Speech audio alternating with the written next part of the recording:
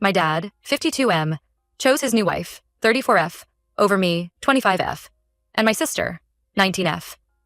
Now he wants our help. I never thought I'd be writing this, but here I am, caught in a family drama that feels like it's straight out of a soap opera. My dad has always been the type to prioritize his romantic relationships over his kids, but recent events have taken things to a whole new level. To give you some background, my parents divorced when I was just 4 years old. I don't remember much about their marriage, but I do recall a lot of shouting and door slamming. After the divorce, my mom moved across the country for work, and I stayed with my dad. He remarried pretty quickly to my stepmom, Mary, when I was 6. Mary wasn't terrible, but she definitely came first in Dad's eyes. I remember this one time when I was 12, and I accidentally spilled grape juice on Mary's favorite white blouse. It was an honest mistake. I tripped over our cat, Whiskers, who had a habit of weaving between people's legs. Instead of defending me or at least trying to calm Mary down, Dad just stood there and let her yell at me for what felt like hours. She called me clumsy, careless, and even suggested I did it on purpose. When I tried to talk to Dad about it later, he just said, "We have to keep Mary happy. She's the most important person in this family." That moment stuck with me for years. Things got even more complicated when my sister Emily was born when I was 6.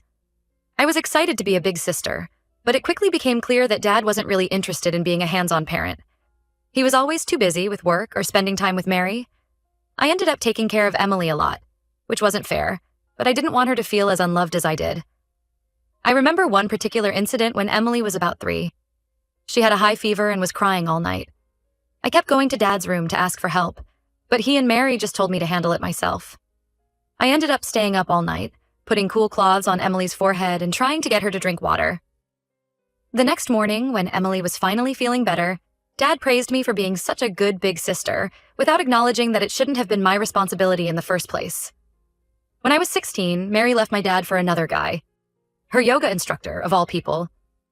Dad was devastated, but instead of turning to us for support, he threw himself into work and dating. It was like he was trying to prove something to himself or to Mary. He'd bring home a new girlfriend every few weeks, and we were expected to be nice to them no matter what. Some of them were okay, but others were really mean to us when Dad wasn't around.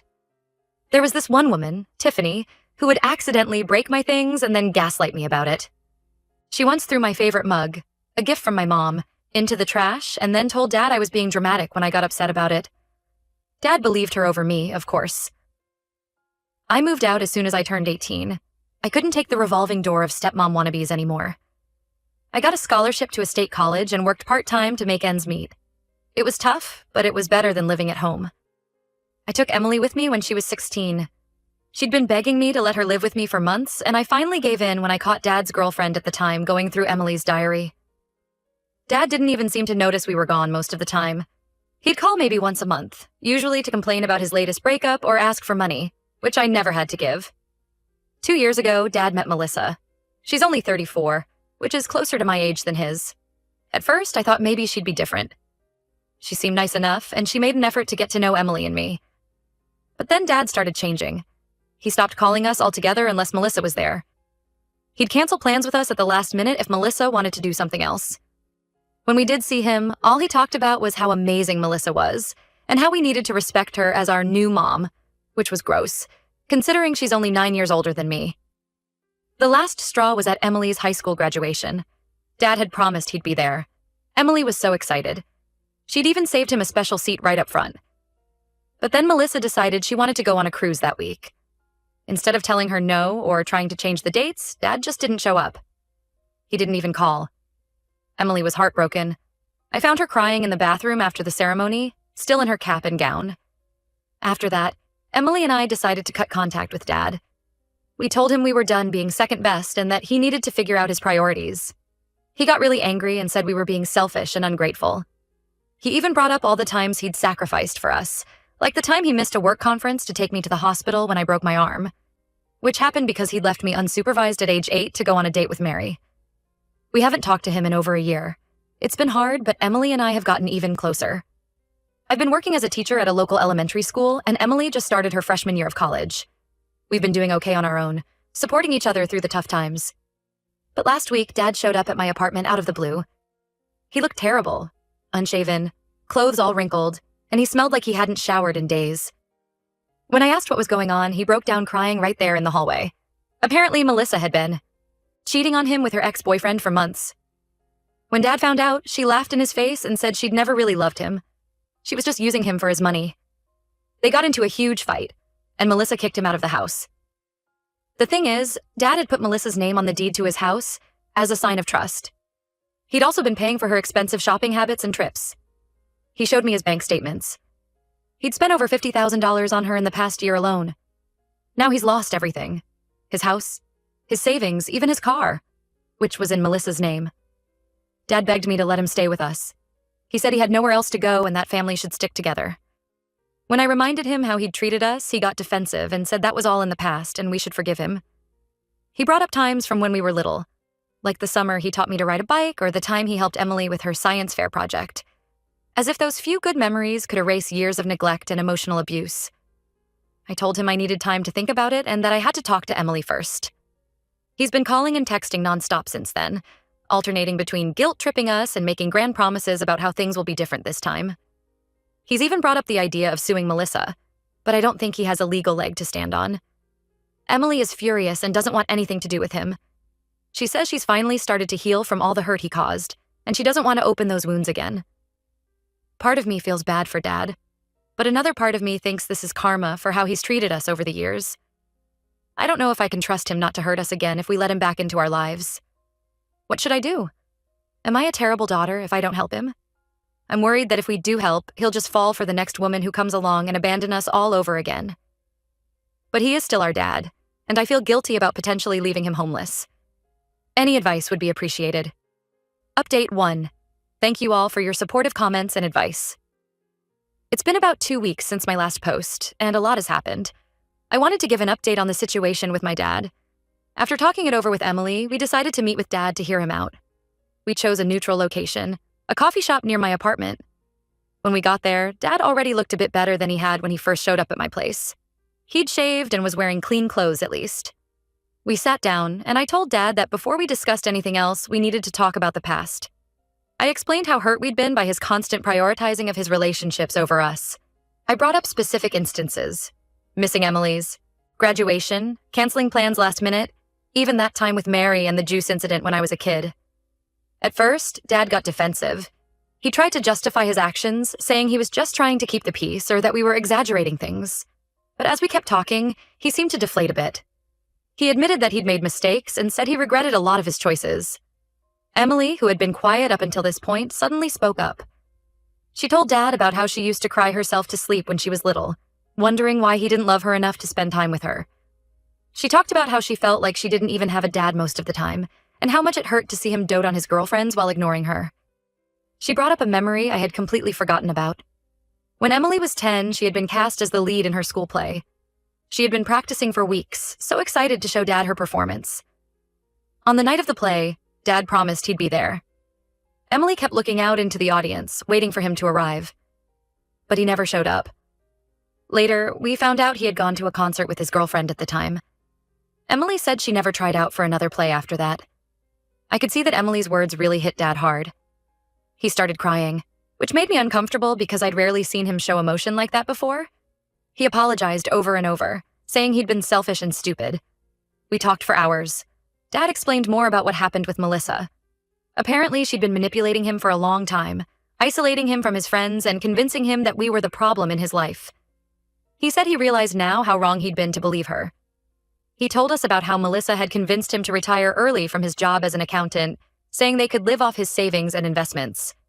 She'd then systematically gone through his finances, convincing him to sell off stocks and dip into his retirement fund for her shopping sprees and vacations. By the time he realized what was happening, it was too late.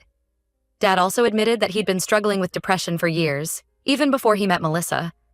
He said he'd always felt inadequate as a father and had used relationships as a way to avoid dealing with his own issues. It wasn't an excuse for his behavior, but it did help explain some things. In the end, we came to a decision. We told Dad that we weren't ready to have him move in with us. The trust just isn't there yet. But we also didn't want to leave him with nothing. So we made a deal. 1, we'd help him find a small apartment and pay the first month's rent. 2, he has to get a job within 30 days and start paying his own way. 3, he has to attend family counseling with us once a week. 4, no dating for at least 6 months while he focuses on rebuilding his relationship with us.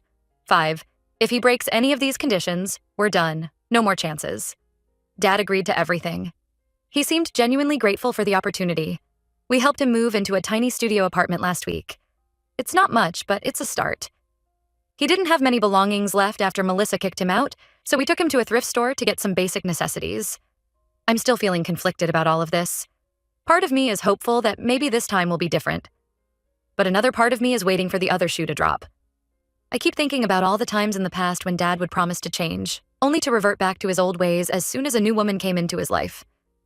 Emily is even more skeptical than I am. She's agreed to the family counseling, but she's made it clear that she's not expecting much. She told me privately that she's only doing this for my sake, which makes me feel guilty. I don't want her to feel pressured into a relationship with Dad if she's not ready. We had our first counseling session yesterday. It was intense. A lot of old hurts came up, and there were definitely some tears, mostly from Dad, surprisingly. The counselor seems good, though. She's not letting Dad off easy and is really making him confront his past behavior. One thing that came up in the session was Dad's relationship with his own father. Apparently, my grandfather was an alcoholic who was rarely around. Dad said he never learned how to be a good father because he never had a positive male role model. It doesn't excuse his actions, but it does provide some context. Dad has been applying for jobs nonstop. He's even agreed to take a night shift at a local warehouse if he can't find anything else soon. It's weird seeing him actually put effort into something that's not a relationship for once. He's been sending me his job applications to review, which is a strange reversal of our usual roles. I'm trying to stay cautiously optimistic, but it's hard. Every time my phone rings, I worry that it's going to be Dad telling me he's met someone new or that he's changed his mind about everything. But so far, he's sticking to our agreement. Emily is still keeping her distance, which I completely understand. She texts Dad occasionally, but hasn't seen him in person since that day at the coffee shop. I'm not pushing her either way. She needs to do what's best for her own mental health. That's where things stand for now. I'll update again if anything major changes. Thanks again for all your support and advice. It's really helped me feel less alone in all of this. Update 2. It's been about a month since my last update, and I wanted to share how.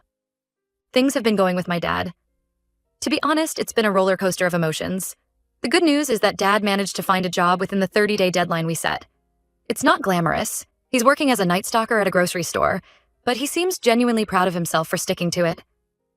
He's been paying his rent on time and even started putting a little money aside each week. It's strange to see him being responsible with money after years of watching him blow through his savings on girlfriends and impulsive purchases. We've continued with the family counseling sessions. They're still pretty intense, but I feel like we're making some progress. Dad's been more open about his past behaviors and the reasons behind them. He talked about how his own parents were never really there for him emotionally, and how he never learned how to be a good father. In one session, he brought up a memory from when I was about 5 years old. It was shortly after he and Mom had divorced, and I was having a hard time adjusting. He said he remembered me crying and asking why Mommy didn't love us anymore. Instead of comforting me, he'd gotten angry and told me to stop being a baby. He said he realizes now that he was projecting his own hurt and insecurities onto me, but at the time he just didn't know how to handle a crying child. Emily has started attending the sessions more regularly. She's still very guarded around Dad, but she's at least willing to be in the same room as him now. Last week, she actually laughed at one of his jokes, which felt like a huge step. It was a stupid dad joke about a penguin walking into a bar, but seeing them share a moment of levity was really nice. But it hasn't all been smooth sailing. About 2 weeks ago, Dad called me in a panic. He'd run into Melissa at the grocery store where he works. She'd made some snide comments about him being a stock boy, and then tried to convince him to give their relationship another shot. She told him she'd made a mistake and that she missed him. Dad was really shaken up by it. I was worried he might backslide, but he surprised me. Instead of falling for Melissa's manipulation again, he called me for support. We talked for hours that night, and he kept saying how grateful he was for the second chance we'd given him. He said he never wanted to risk losing us again. Emily had a harder time with the Melissa incident. She was convinced Dad was going to run back to her and abandon us again. It took a lot of reassurance from both me and our counselor to calm her down. I think she's still waiting for Dad to mess up somehow. One positive development is that Dad has started showing more interest in our lives. He asks about Emily's classes and my work. He even remembered my birthday last week. Something he hasn't done in years. He couldn't afford a big gift, but he made me a card and baked a slightly lopsided cake. It wasn't much, but the effort meant a lot. We've had a few family dinners at my place. They're still a bit awkward, but they're getting better. Dad's trying to learn how to cook, which has led to some pretty hilarious disasters. Last week, he tried to make spaghetti and somehow managed to set off the smoke alarm. But even when the food is terrible, it's nice to see him making an effort. I'm still cautious about fully trusting Dad again. There are moments when I catch myself waiting for him to revert to his old behaviors, but so far he's been sticking to our agreement and really seems to be trying to change. Emily is slowly warming up to him. She agreed to let him come to one of her college volleyball games next month. It's a small step, but an important one. She's still hesitant about spending one-on-one time with him, but she's making an effort in her own way. As for me, I'm taking things one day at a time. I'm proud of the progress we've made, but I'm also trying to keep my expectations realistic. I know we have a long way to go before our family is truly healed. That's where things stand for now. I'll update again if there are any major developments. Thanks again to everyone who's been following our story and offering support. It really means a lot. Update 3. It's been about 3 months since my last update, and I wanted to share how things have been going with my dad and our family situation. Overall, I'd say we're still making progress, but it hasn't been without its challenges. Dad has been sticking to his job at the grocery store and even got a small promotion to shift supervisor. He seems to be taking pride in his work, which is nice to see. He's been telling us about some of the friendships he's forming with his coworkers, which I think has been good for him. Our family counseling sessions have continued, and they've been really eye-opening. We've been digging into a lot of deep-seated issues, and it's been tough but necessary. Dad's been confronting a lot of his past behaviors and working on understanding why he acted the way he did. It's not always easy to hear, but I appreciate his honesty. In one particularly emotional session, Dad opened up about his childhood. He told us about how his father would often disappear for days on drinking binges, leaving Dad to take care of his younger siblings. He said he always swore he'd be a better father than that, but somehow he ended up repeating the cycle of neglect in his own way. It doesn't excuse what he did, but it helps me understand a bit better. Emily has been more involved lately. She and Dad had a big breakthrough in one of our sessions when she finally told him how much it hurt her when he missed her graduation. Dad broke down and apologized sincerely, admitting that he'd been selfish and short-sighted. It was a really emotional moment for all of us. Emily later told me that it was the first time she felt like Dad really understood how much he had hurt her. We've been trying to do more family activities together. Last month, we went on a camping trip over a weekend. It was Dad's idea, actually. He remembered how much Emily and I used to love camping when we were kids, before he got too busy with work and relationships. The trip wasn't perfect. Dad forgot the mosquito repellent, and we all got eaten alive. But it was fun to spend time together outside of our usual settings. We even managed to laugh about some of the mishaps, like when Dad tried to start the campfire and ended up singeing his eyebrows. There have been some bumps in the road, though. Dad ran into one of his old girlfriends at a local bar. He was there for dinner, not drinking. She tried to convince him to go out with her, and for a moment, I think he was tempted. But he called me right after and told me what happened. He said he realized that no relationship was worth risking his progress with us. I was proud of him for that. But it also reminded me how fragile our situation still is. Emily is still having trust issues, which is understandable. She gets anxious whenever Dad doesn't answer his phone right away, worrying that he's found someone new and is going to disappear again. We're working on this in therapy, but it's a slow process. Our counselor has suggested some trust-building exercises, which we're trying to implement. As for me, I'm cautiously optimistic. There are days when I feel really hopeful about our family's future, and other days when I wonder if we're kidding ourselves. But overall, I think we're moving in the right direction. I've noticed that I'm less tense around Dad now, and I'm actually starting to enjoy our time together sometimes. Dad's been talking about wanting to make amends with some of his old friends that he pushed away during his relationship with Melissa. I'm encouraging him to take it slow and focus on our family first, but I think it's a good sign that he's thinking about rebuilding other relationships too. We're planning a small celebration for Dad's 6-month sobriety next month. He wasn't a heavy drinker before, but he's completely stopped since everything happened with Melissa. It feels like an important milestone to acknowledge. That's where things stand for now. It's not perfect, and we still have a long way to go, but we're making progress. Thanks again to everyone who's been following our story and offering support. Your encouragement has meant a lot during this challenging time.